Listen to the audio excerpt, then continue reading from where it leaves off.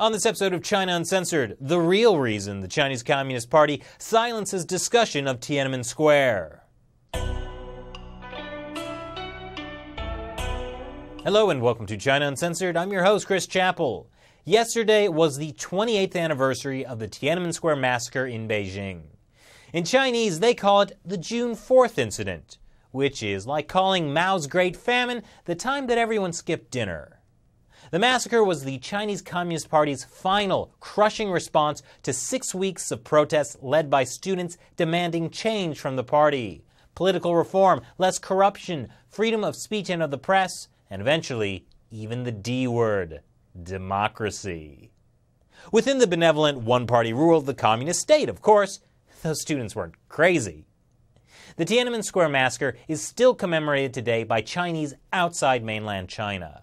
Like with an annual candlelight vigil in Hong Kong, the only part of China where people are allowed to acknowledge that the massacre happened at all. Inside mainland China, well, the Communist Party called the protests a counter-revolutionary riot. And they said that if anyone had, inadvertently stepped into the path of a stray bullet, it was only because the poor soldiers were forced to defend themselves against these criminal elements who were viciously attacking them with their protest signs and bicycles. What's a guy in a tank to do? And then, after shutting down or destroying anything that could poke holes in the official narrative, over the next 28 years, the party implemented a top-down, state-sponsored amnesia. Kind of like if Neo managed to wake everyone up from the Matrix, but then the Matrix put everyone back to sleep. Don't worry, everyone. Zion was just a bad dream. Here to talk about how the Tiananmen Square protests are remembered in China is China Uncensored resident Chinese person, Shelley Jiang. Chris? Shelley, why do we still remember the Tiananmen Square massacre so well, at least outside mainland China? Well, Chris, there was a lot of media coverage of the protests, partly because of a big coincidence. There was an unusually large number of foreign reporters in Beijing to cover a historic summit between China and the Soviet Union, and the protests broke out just before it happened, which is why you have a BBC reporter experiencing this on the night of the massacre. The young man in front of me fell dead. I fell over him. 2 others were killed yards away. 2 more people lay wounded on the ground near me. Wow, that is intense. So you're saying it's so well remembered now because it was so well documented then? Pretty well documented, yes. As for well remembered, we went to Times Square to see if people would recognize any of the iconic images from the Tiananmen protests.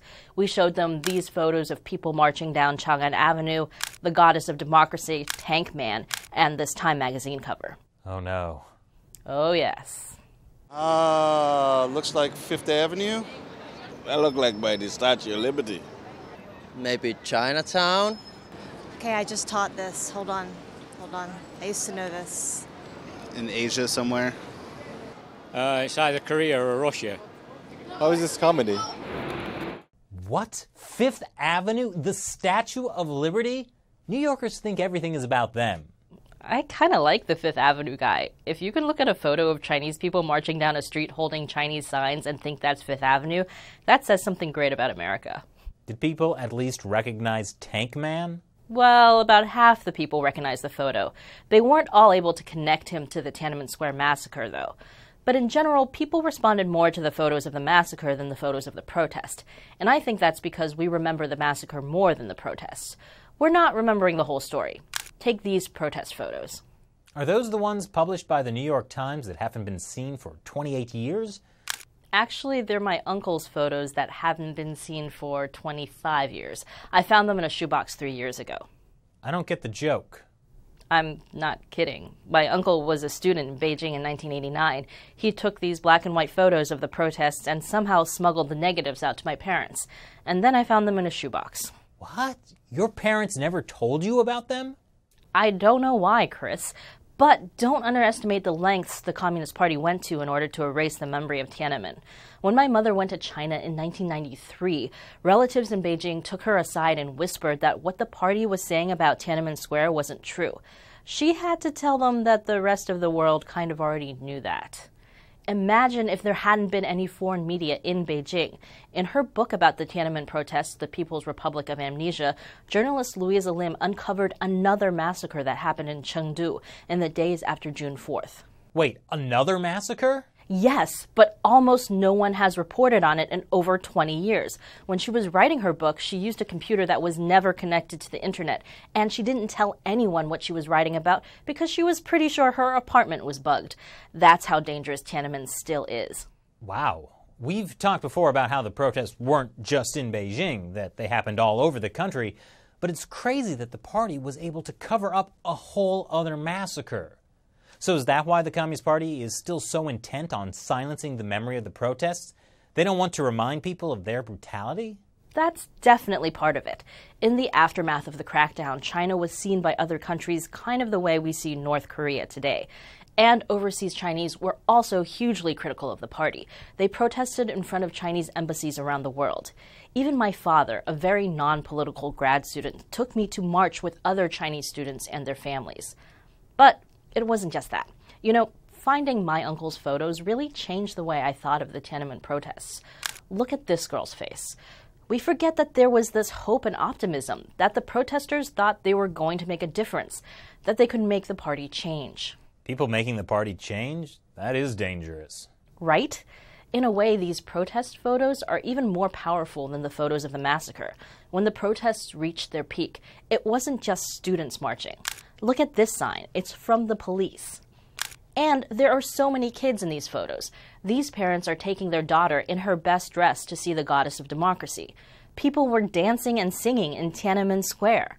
This is what the Communist Party wants people to forget, that Chinese people once believed they could change the government, convince the party to reform, that so many people across the country supported something like that they had that kind of hope.